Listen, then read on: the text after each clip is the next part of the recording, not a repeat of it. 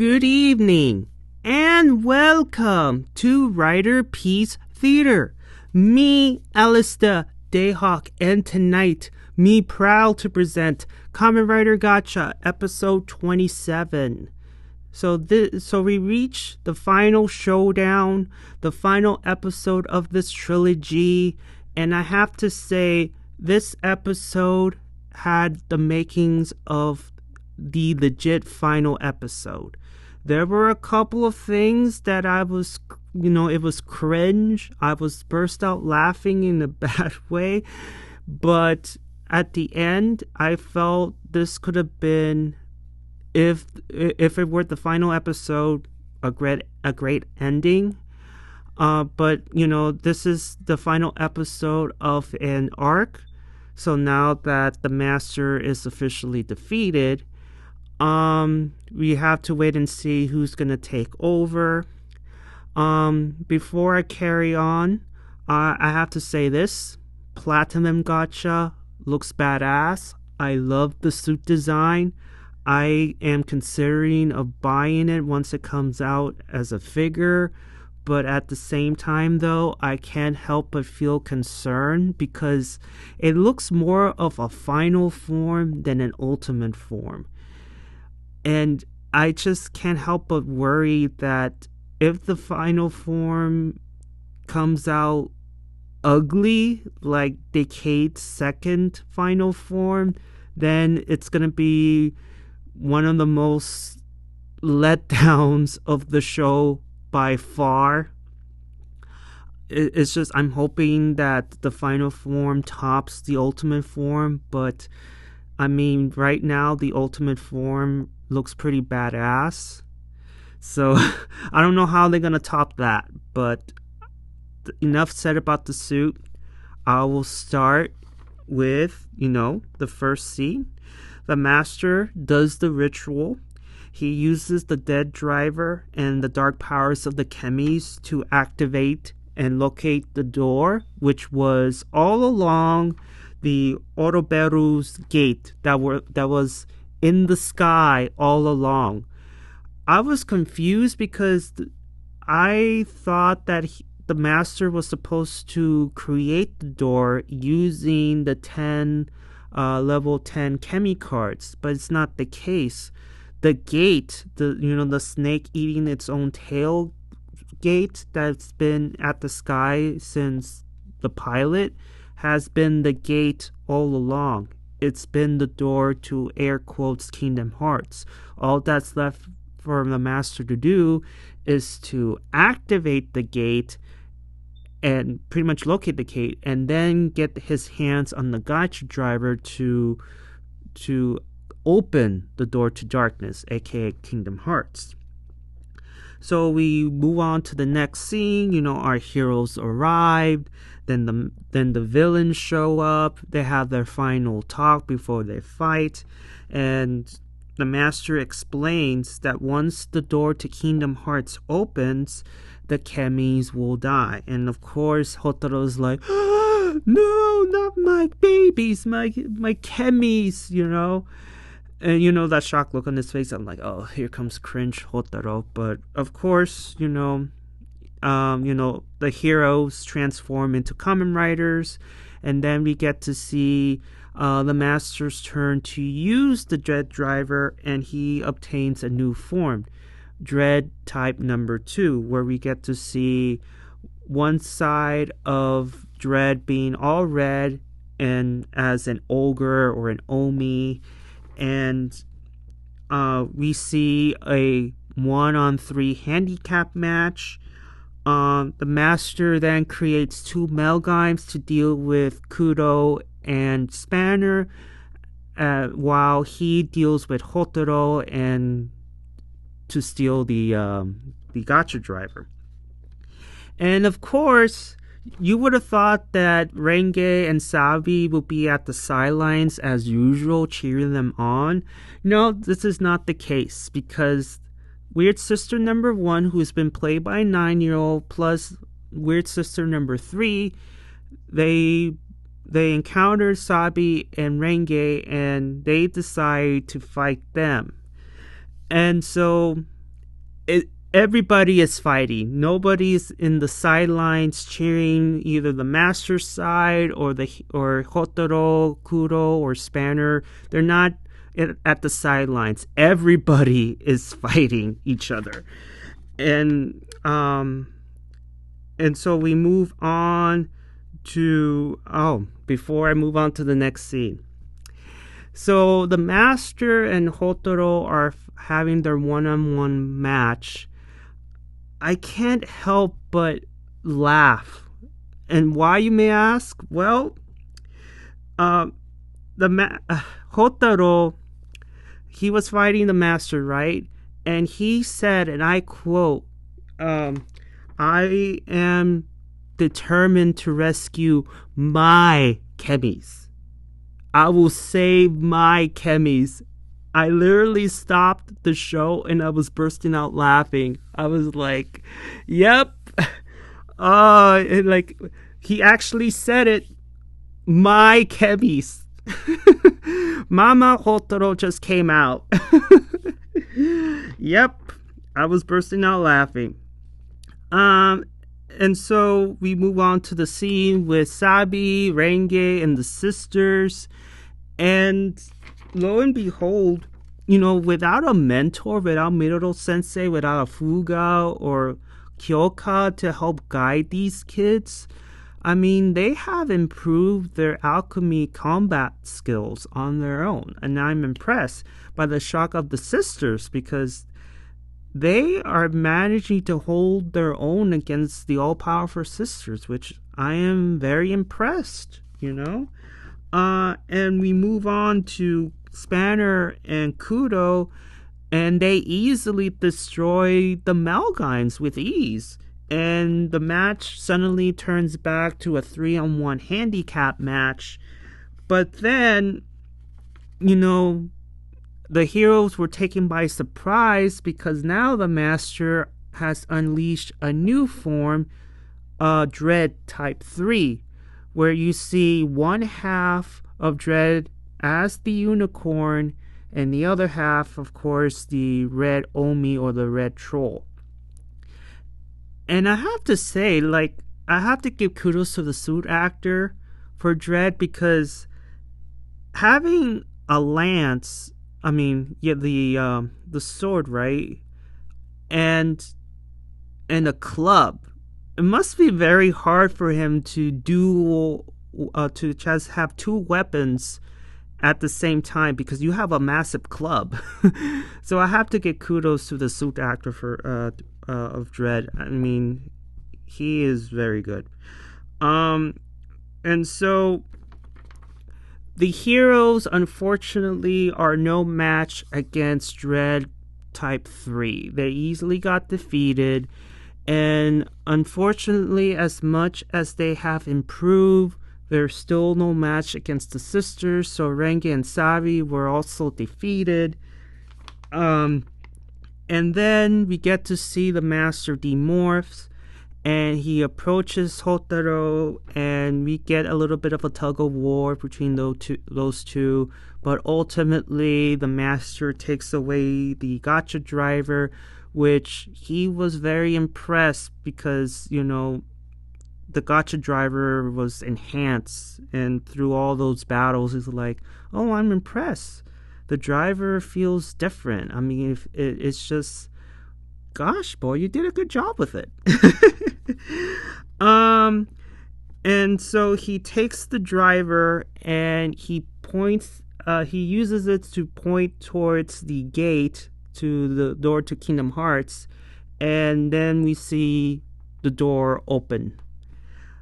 All the while, meanwhile, we get to see Midoro Sensei looking at the sky as darkness approaches. And then Professor Kyoka shows up and tells him that you're a pathetic piece of crap. Just like Spanner, Kyoka's like, you are a piece of work. You're more pathetic. You're weird. You're a coward. She's not letting up. And you can tell that Miroto Sensei is still letting his guilt get to him. Oh, it's because of me. I killed these children. I killed their hopes and dreams. I'm like, dude, it wasn't like he's full of guilt because he made the wrong choice. Miroto Sensei, I have something to tell you. It didn't really matter if you made the right choice or the wrong choice. The master, could have just ordered you to kill your best friend and those other kids as proof of loyalty towards the master. He put you at a rock in a hard place, okay? It wouldn't have mattered. You didn't kill those kids. It was the master. So please forgive yourself and let it go. Yeah. And as the professor is trying to like give tough love to Miroto Sensei, we move back to the realm. You see the gate opening up, and you see a symbol, at the gate, and everyone was like, "What the hell is that?" At first, I thought it was like a pair of eyes, but it formed a symbol, and you see the master like open his hands to the sky and telling it, "Can you please give me the power to turn the world into gold?" And everyone was like, "What?" So that's the reason why you wanted to open the door to Kingdom Hearts, air quotes, because you want to turn everything into solid gold. And the master's like, "Isn't that what chemistry is all? I mean, chemistry is it what alchemy is all about?" And like, what? Okay. And here I thought that he wanted to open the door to give himself ultimate power, but it's not the case. So he wants the power to be immobilized, to immortalize himself in this new world of his utopia. So we get a glimpse of what the master's new world is like. So you see him walking around this world full of gold, and like he's at peace with this utopia. Like everything has turned into solid gold, and he is just walking around and just like enjoying himself. Like this scene where he just pops a bubble of gold and he just walks around in this eerie, quiet place. And everybody, including myself, was like, "What? Really?" I thought you were gonna get ultimate power, or you want to rule the world. No, it's all about changing everything into gold. And this is just a side note, guys.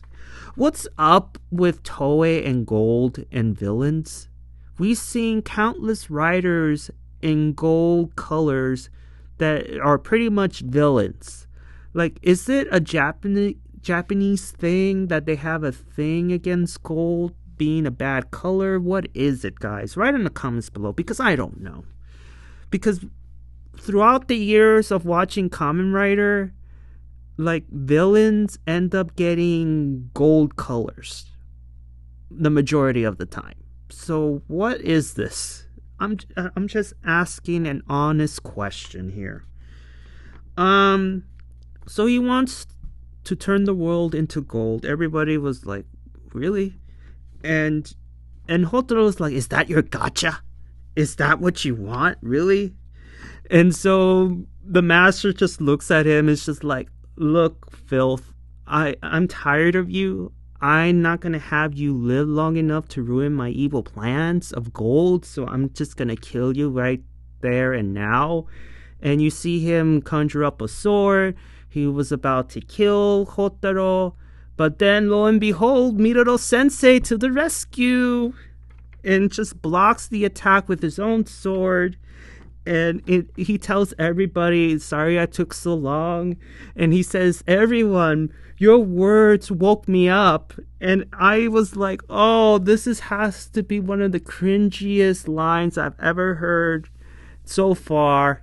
Because my God, So it took you this long to knock some sense into you, Miroto Sensei? Really? Like, you walked out on your kids twice.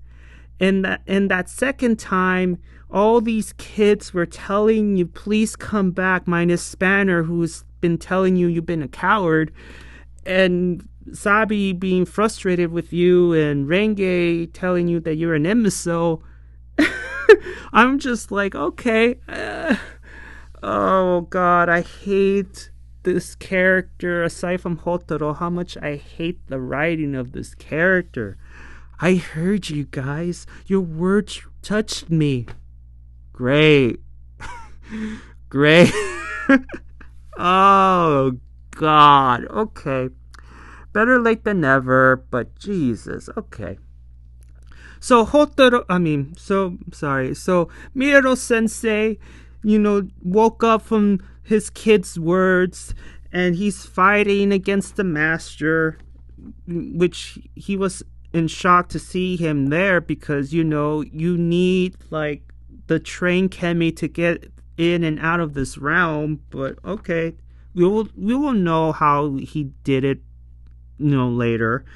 So Miro Sensei tells everybody, aside from I heard you, my children, I'm back, and tells Hotaro to go to the chemies and reach out to them, while the others, like Sabi, Renge, Spanner, and Kudo are pretty much holding the villains back as much as they can, giving Hotaro cover and just let him go. And he's still injured, by the way. He's just gingerly, like, running towards the chemies, cuts and bruises. I think the leg of his was hurt as well, because you'd see him not walking properly. So Hotaro reached his children, and he gives a speech of encouragement, telling them to conquer their demons.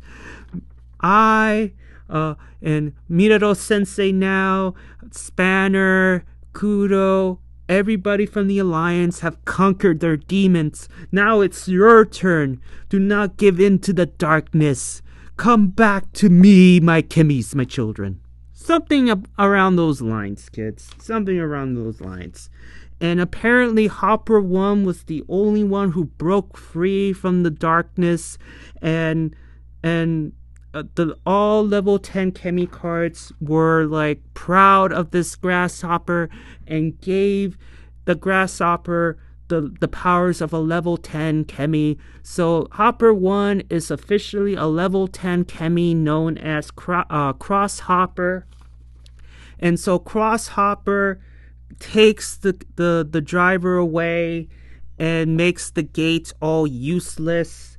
And then, Hotaro and Cross Hopper have this moment together, and then Hotaro transforms into Iron Gacha and breaks free of the darkness pull of the chemies, making the gate more than useless. The gate is still open though, but it's still useless. And so the master is pissed. He is in disbelief that not only that Hopper 1 transformed into a level 10 chemi, but he managed to destroy the darkness that was holding all the chemi cards. And so he was in disbelief. He was pissed off, so he decided to go after Hotaro. And this is where we get the debut of Platinum Gacha, and we have this epic fight between him and Dread Type number 3. And let's just say Hotaro never gave the master some breathing room to attack. He was easily creamed. Platinum Gacha is remnants to an old form from Ghost, where Ghost has the power to use the abilities of fictional heroes, in this case the chemies.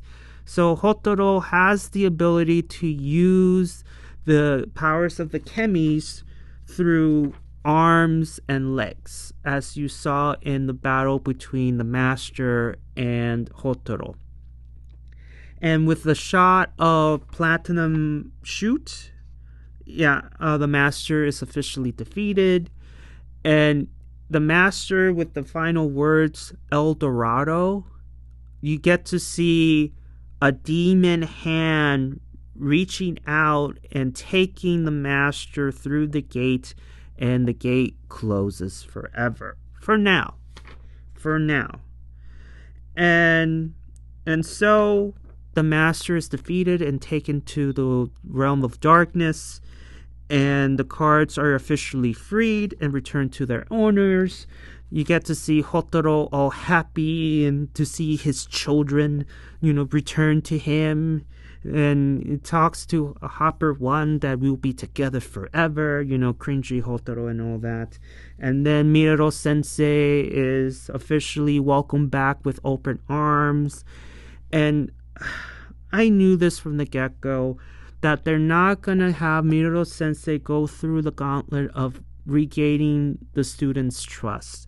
This is another thing that I didn't like about this, but I knew this was going to happen. Another lost opportunity, which I'm not going to explain again here, except that, it could have been added drama between the Alliance and Miraro Sensei, and just to have Miraro Sensei going through the gauntlet of regaining the trust of his students would have been a perfect redemption for him. But it's not going to happen here. So, again, Miraro Sensei is back and tells everybody that, hey, you want to go back to the school that currently doesn't have any students and I'm the only teacher? You want to come back to school? And of course, everybody says, hell yeah. So that means that the operations are being moved from the restaurant back to the alchemy school. So the alchemy school is back, and back to housing 4 students and 1 teacher. So we reached the scene with the answer as to how Miraro Sensei entered the Ouroboros Realm. It was Weird Sister number 2. Apparently, it was thanks to Weird Sister number 2 that Miraro Sensei entered that realm and saved Hotaro. And Professor Kyoka was like, thank you. And number 2 said, my pleasure. And she has this evil look on her face. Now, it begs a couple of questions. What's going to happen to her? Well, there's a couple of possibilities. One, she could just go rogue and go on her own. Another one could be she could rejoin her sisters. Another thing that could happen, maybe she will join the Alliance and the Academy and, officially join the good guys. Another possibility is that she could not join and still help the Alliance in her own way. That's a possibility too. And also, there's a strong possibility as well that number 2 and Spanner could have a love interest. So that's a strong possibility of that happening there. Now we get to the final scene where Weird Sister number 1, who has been played by a 9-year-old, picks up the Master's iconic golden Rubik's Cube. And number 3 is in shock because number 1 says, this is not over yet. And you see the Rubik's Cube, beating like a heart, oozing malice. And just like, wait a minute, so what is this golden Rubik's Cube then? Is this a sign that this is the Master's heart or something? Because why is it beating like a heart? The Master is not dead. He just got taken away. And I'm yet to see pictures on social media of him getting his flowers. So he is alive. And there's a strong possibility that he could be the final boss. And this is the end of the episode, guys. And I want to ask you guys this before I go. Is El Dorado the name of the demon that took the master away? Is there a possibility? I believe it is. I believe El Dorado is that demon that took the master away. And I'm sure in that realm of darkness, he and the master are making some sort of deal with each other and hoping that the gate will be open again and those two will be released. And now with this arc ending, who is going to be the next evil to fill in for the master? I'm getting this feeling that's going to be the members of the Alchemy Association. In this new arc too, we will know why Hotoro's father is hidden. Like, what is this mystery surrounding Hotoro's dad? And I'm getting this feeling that there's a strong possibility that the father could be one of the members of the Alchemy Association. But can you imagine, and I said this before, I think, that can you imagine if the father was an ordinary man? What a letdown it's going to be for that show, aside from the final form being ugly looking. Can you imagine the uproar that the father was nothing more than a regular person? People be like, why the mystery then if he is just a regular human being? So I'm getting the strong feeling that this new arc is gonna involve the Alchemy Association plus Hotoro's father. Because why would the writers, shrouded the father in mystery? Why cover up his face if he wasn't that important? I'm just saying. I already said my theories about what could happen for Weird Sister number 2. Of course, number 3 and number 1 will cause havoc. Platinum Gotcha is a badass looking suit. I already said my piece there. Miyuro Sensei with a lousy, welcome back party without being redeemed, regaining the kids' trust. But that's the theme of the show.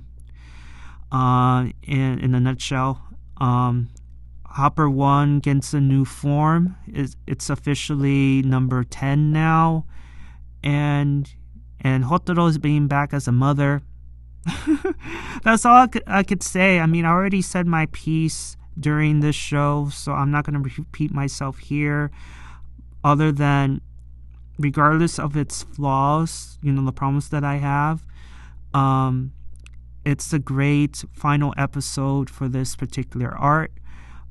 Unfortunately, thanks to the Ultimate Form, we will never get a chance to see all the other forms before the Ultimate.